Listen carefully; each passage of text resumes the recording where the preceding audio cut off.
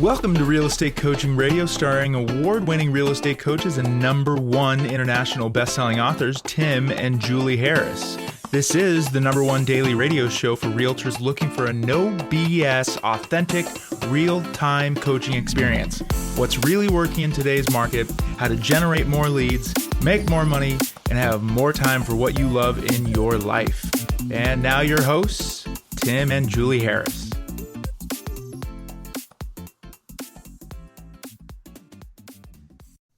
3, 2, 1, and we're back. Hey, Julie Harris. It's May the 3rd. We're going to pick up where we left off last week, and we are talking about 6 rules only rich people know.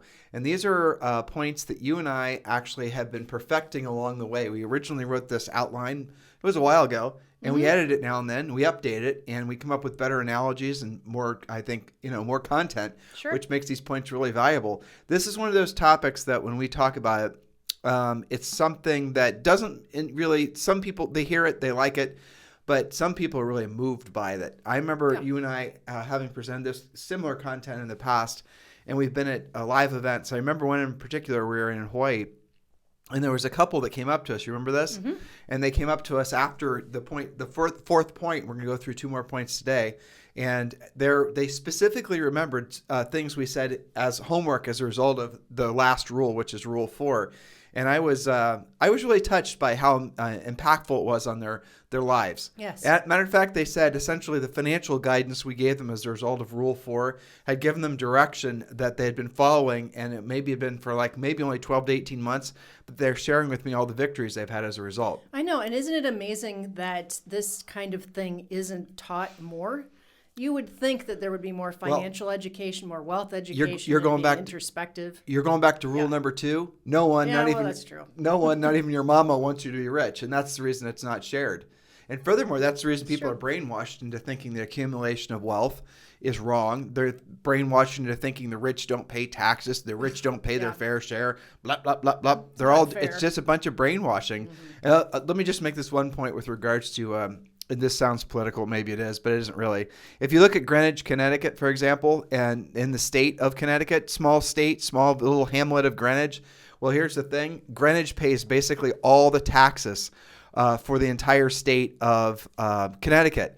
And also, if you look at net taxes, in other words, people pay taxes. Oh, you might think that, you earned, $120,000 last year and you paid taxes. But what you paid in taxes, you basically got back in the form of, essentially benefits back from the government. And what happens is when you reach a certain income threshold, and some of you might think that income threshold is very high, and it's an impressive number. But depending on where you are, depending on what your state taxes are and all your other expenses, it might not actually be that much at all.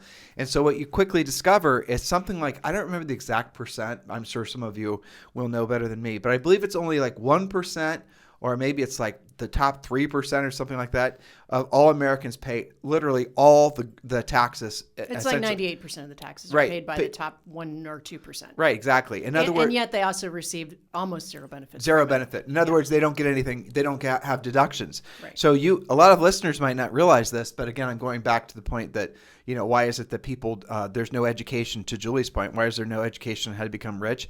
It's because the system essentially needs you to stay dependent. And that's really ultimately the decision you have to make. And that's really the ultimate outcome, the output of being rich is you no longer have to be dependent. You can start being independent, not just in, frankly, what you do and who you do it with and, all those types of, work-related things, but also where you live, what you think, who you vote for, all the different things that are influencing your, essentially your existence on this planet are really predicated, and you'll be shocked if you really think about it, are really predicated on your financial situation. So we're going to roll into point number 3, and we're going to get to point number 4 as well. And hopefully you guys are enjoying this, because this really is, for Julie and I, these are not points we read anywhere or heard anywhere. We assembled these from our own life experience and also from having done 16 bazillion coaching calls. Yes, absolutely. Helping some people figure these things out on their own. So let's get to point number 3. Before we do, I want to remind everyone it's not too late for you to download your 2021 business plan. Just text 2021 to 47372. Text 2021 to 47372. And when you do that, we're going to text you back it's 7 books But the two that I want you to read right away is going to be Think and Grow Rich for Real Estate, and that is Napoleon Hill's public domain version of his book with a lot of added real estate content, and also the Real Estate Treasure Map, which is your fill-in-the-blank 2021 Business and Life Plan. Those two books work perfectly in conjunction with each other. I'll strongly suggest as you're going through filling out your Real Estate Treasure Map, your business plan, you are also remembering the notes of these 4 rules that Julie and I are sharing with you today. Do you want to get to point number 3, Julie? Yes. So if you missed points number 1 and 2, get caught up on your podcast because we're starting on rule number 3. Everything is better when you're rich. Nothing is worse. When you have normal life problems, does having money make those problems better or worse? Even in the worst case scenarios of life, they're better when you are rich. I've had this conversation with lots of coaching clients, as I know you have as well. Mm-hmm. And that could be choose your tragedy, life, death, divorce, got behind on a health insurance bill, whatever. Alien invasion, zombie apocalypse, global pandemic. Yeah, even a global pandemic. Well, just hover there. I mean, what happened during a global pandemic? People in the big cities in Manhattan and they went to their summer houses and they moved. It was better for them. But they did. They moved. Sure. They left, and they're not going back. And that's happening all across the country and all across the world. And furthermore, the government also recognized that things are better with money, so they did things like threw PPP money at you and different things like that. I read an interesting article this morning that for years. It was argued that there is no increase in people living or moving from big tax states like New York, let's say, for example. The rich, the premise was you can raise the taxes to the moon and back, and rich people are going to stay put because their kids go to school there, they work here. Mm-hmm. This is where they have their roots. They don't care about taxes. It's not actually a thing. And that was the argument for a long time. Mm-hmm. But now they're reversing all of it because when the pandemic broke, a lot of people used the pandemic sort of as their nail in the coffin to leave, no pun intended there, to leave these big, urbanly dense, very expensive areas, and they're not going back. And so finally the same people, I don't know what you want to call them, economists that were saying that there is no correlation between taxes and a rich flight, let's call it that. They're now reversing and saying, well, now because of the pandemic, it seems that these trends are not going to be reversing. And what you're seeing in a lot of these, well, it's happening everywhere, guys. In Miami, it's happening, in the condo towers. Like in the towers in Miami for a long time, those were super hot. And the residential single-family houses were just okay. Now it's just completely reversed. In Austin, Texas, we talk about Austin a lot, and you look at Austin, you go downtown Austin, and those the units in the towers down there not nearly as inflating or appreciating as much as the houses all around Texas. And now you can go 30 or 40 minutes from Austin, and those houses are doubling in value as well. Well, all the while, the close-in tower units are not really selling or not selling like they were. And this is not conjecture. This, we're a quarter and a half into the year. All of this is trackable. All of this is being reported on. The cities that have the highest increase in property value are the ones that, have the most sales and people from other states are coming in. You can track all of this stuff. It's not conjecture. So the point of it is, at the end of the day, is that this is just a little real estate information, woven into these points Julie and I are making about money. The reality of it is what you're seeing is rich people are basically, and by rich, it's not even really that rich. The people that have the financial ability to choose where they're going to live, now that the expectation that you have to, go to work every day, physically go to work has changed, and now the expectation that maybe homeschooling isn't so bad. That bell is not ever going to come unrung, and you're going to see more essentially emphasis and motivation on people living life by their own terms. And it's easier to do so when you have money.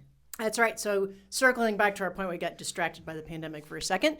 You have no problems when your problems can go away when you write a check. The problems you have when you have money are better than the problems you have. The problems you have when you have money are better than when you have. The problems you have when you have money are way better than the problems you have when you're poor, basically. When you're poor. So okay. Rich people, I know I got to add that. That's okay. So rich people problems are a hell of a lot better than poor people problems. This is true. And I don't, Julie and I are not fans of talking about ourselves. We sort of avoid it, but the reality of it is, as having been, one and now the other, I can promise you that is absolutely true. It's a hell of a lot better thinking about investment strategies and things like that than it was worrying about how you're going to pay your rent or how you're going to buy food. It's completely, yes, there are, you guys get the nature. I don't think I have to sell it to you, right? The nature of those two worry categories, it's much better to have the rich person problems than the poor person problems. Indeed. And here's an interesting fact. People romanticize the idea of living simple lives.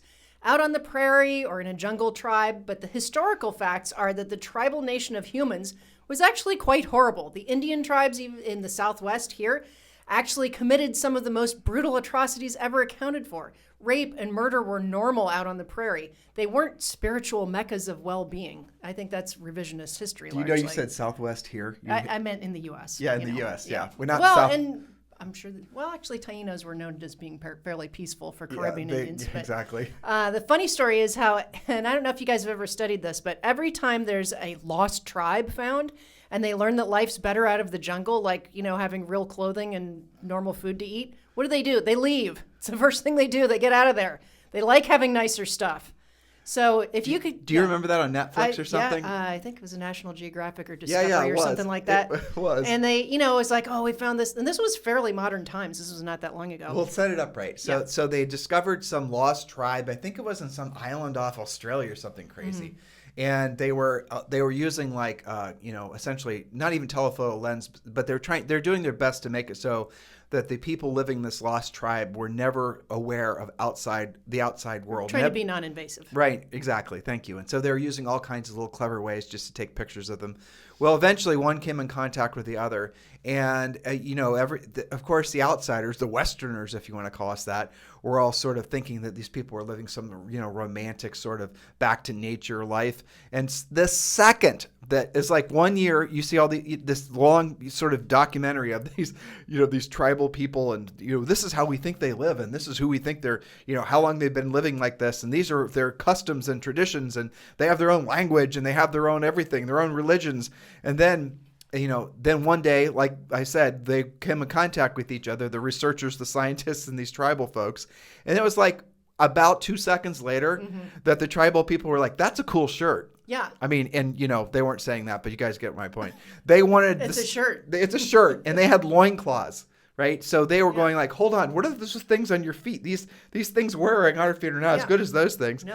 And then it was like, the scientists started saying it was something like 6 months later. Then the younger men there's a few of them that left, and they followed the scientists back, through this sojourn back to some resemblance of society. And so eventually, what happened is the civilized parts of this nomadic or whatever it was culture all of a sudden got influenced by the outsiders, and it was like the next year they went back to the village and there were like 3 people there because they all said, heck, screw this man.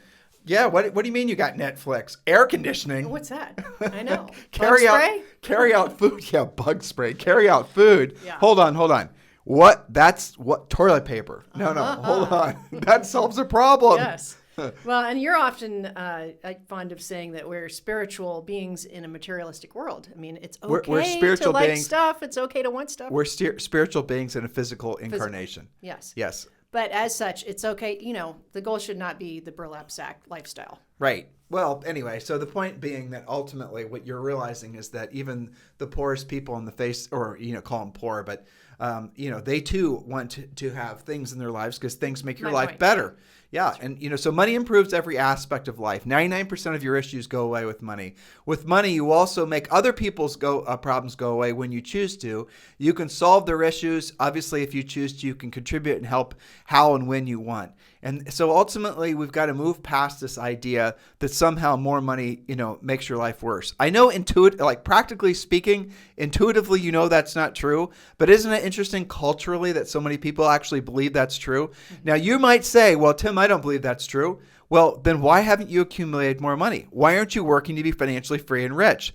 So if you got to look not what you say, especially as you're when you're in a situation where you're having this conversation with somebody else. And we've done this similar presentation in front of live audiences before. And not a single soul will admit they have any sort of abhorrence to being rich. But then you ask them to be introspective, then why aren't you? Then why are you just basically operating on essentially 2 months worth of savings?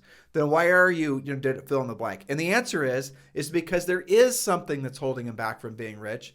And there is some innate belief that there's some, evilness that's associated with being rich. And all the people around them think similar things in some, differing levels. But the moral of the story is if you really want to know how you think, you don't use your conscious mind. Look at your behaviors. Look at actually how you're living.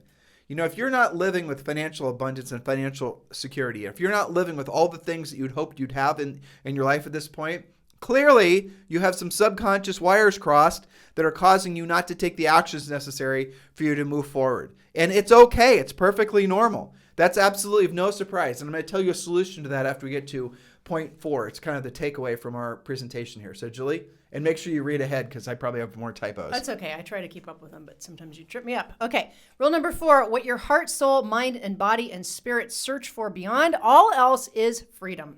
Sometimes you might hear us call that libertas, those of you who are paying attention. You might want more than anything, libertas, to do what you want to do when you want to do it at the highest level. But you've got to earn that. If you never had to worry about money for any of your immediate needs or those of your family, those you care about, if you'd created abundance for everyone who matters most to you, you'd then have that freedom to do that for others. The highest and truest purpose of all of us on this planet is to be of service to others. There's no greater feeling of satisfaction than feeling of knowing that you've helped someone. Most people say that their happiest years were raising their family, when they were helping them grow up in an intense and daily level. That's why when they're older, it's not uncommon to feel depressed out of lack of being needed. But when you're rich, you can create a circumstance for yourself where you're always being of service to other people. There's always people that are going to need you. So ask yourself what you would do with your life's energy if you no longer had to worry about money. That's an interesting thought, isn't it? If you no longer had that worry, you'd make better decisions. You'll make different and better decisions when you're no longer living in fear of being broke. No longer living in fear of pissing someone off who might be able to fire you or cause you some sort of financial insecurity. Ask yourself, if you were rich, truly independent and free, would you vote the same way? Are you voting the way you are now because you're choosing to give up your freedoms for the promise of being taken care of? People with purpose who are financially free are focused on improving their lives as well as the people around them. It's not more money, more problems. It's more money equals more time, and you can truly make a difference. When you're rich and free, you're not easily manipulated. When you're not rich, your decisions are largely influenced by someone or something creating the illusion of financial security for you. But once you're rich and free, you'll see how you're voluntarily choosing to be beholden to a system which was intentionally designed to oppress you and manipulate you into believing that the system has to exist. I like to say, if it's meant to be, it's up to me. Take control. That's a lot to take in. That's a lot to take in. It's a lot of thoughts, but it is true. So I have a question for you. And some people are going to take that as a political thing. Well, aside from political, Yeah. you know where I was going with my question. So I have a question for you. Sure. Why would somebody listening to what you just read, complete with typos that you fixed before you read them incorrectly, Okay. so I appreciate that. Why would someone take that offensive? Why would someone argue with what you just read?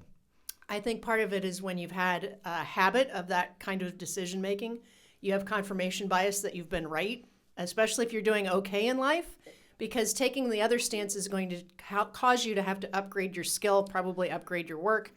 It's accountability. I'll go a step further. The reason that you would be offended by that is if you were threatened by the idea that people no longer had to be beholden to a system that you yourself are part of continuing to manifest. Yeah. So if you were on the part of the conversation where you were one of the people that was essentially you in your own way, even a more personal way, like if you're a mechanic working at a car lot, or you're working at a Ford dealership or whatever, you're probably, you're obviously beholden to your job and paying your mortgage, and you're beholden probably to being part of a union and some other things. So you're tied into this system. That's one level of basically being beholden. But another one is if you're not just, you're part of now the government itself, let's say. Sure. And now you actually are beholden to the point where you don't want it to change because you get a pension. Sure. You don't want to change because you got great benefits. And you've been paying into that for a long time. And Exactly. You've been committed to that for a long time. And so this is ultimately what happens. Yeah. It's like you're bailing on your tribe in a way. Exactly. And but it's not just bailing on your social tribe, but it's bailing on the thing that gives you security. So the system is what's given you your security. The system has given you the sense of being taken care of. Or a sense of security. Right. If you're working for the government, it's a sense of security, but it's even a step further. Sure. So it's fascinating when we go through some of these points. And I remember having a conversation. I'm about to tell listeners something crazy, but this is true. So one of our coaching clients, and Paul, if you're listening, I'm talking about you. He actually, get this, guys, he was a part-time realtor who earned like $500,000-$600,000 a year. But he also he owned a software company that was contracted by, all he ever told me was an agency. So it was the NSA or it was the CIA. And I think over time I kind of figured out it was the CIA. And so him and his software contractors made, he obviously never told me other than to say what I just told you. That was the gist of it. No more details are necessary. But I was talking with him once about, and the CIA, well, let's say, one of these agencies that obviously tried to hire him. He has a super high security rating, and just everything that he had done in his career had gotten to a point where he would have been just basically walked right into a bureaucracy and at a high power position right away.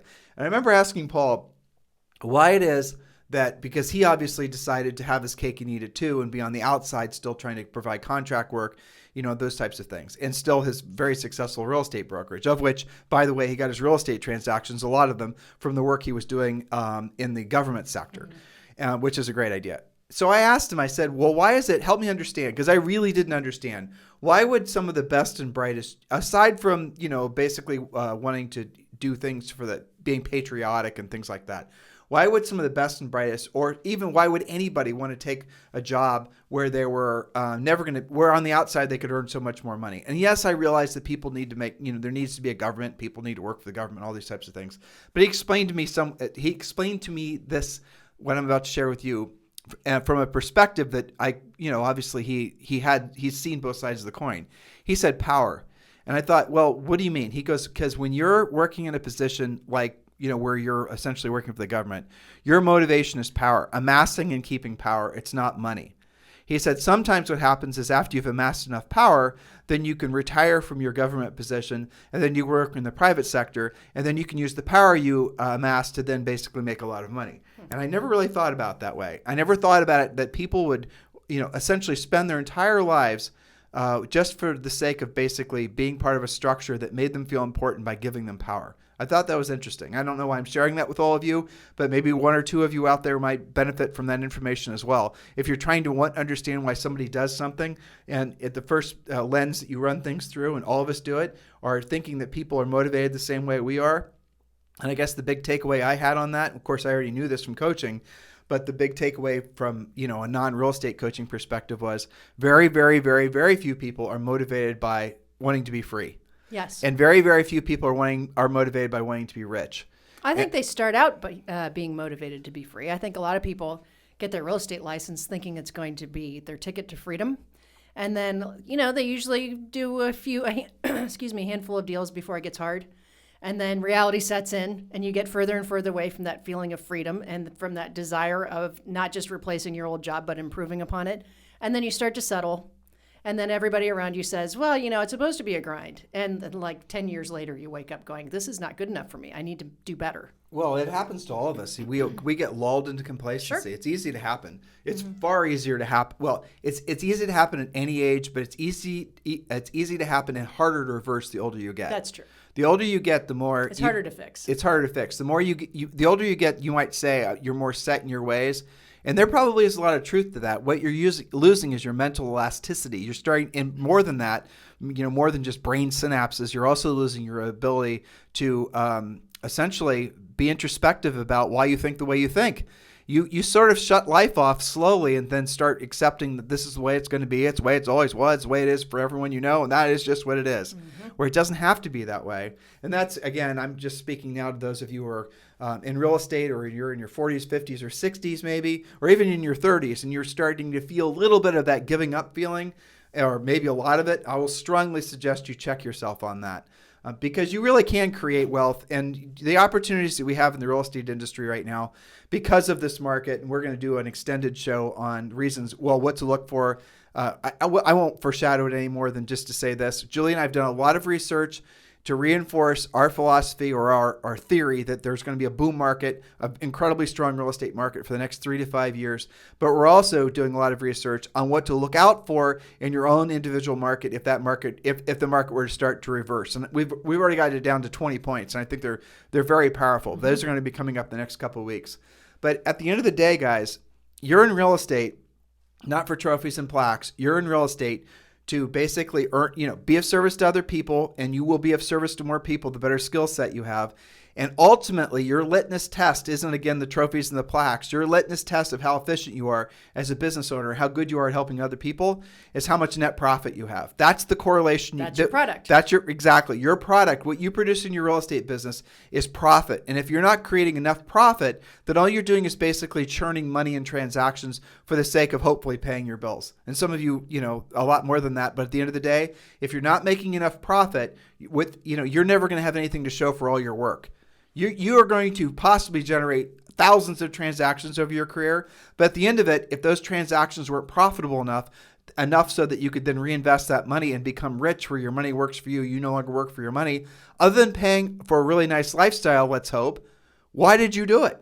And I think as the older you get, the more you're thinking, well, maybe one day I'd wake up and not have to necessarily want to go on a listing appointment today. But I have to go on a listing appointment because I only have a few months worth of savings. And if you are in that situation and you're, 50s, 60s, or 70s, or even in your 40s, like I said, you have to understand that your situation now is a result of of the thoughts and the actions that you took in the past.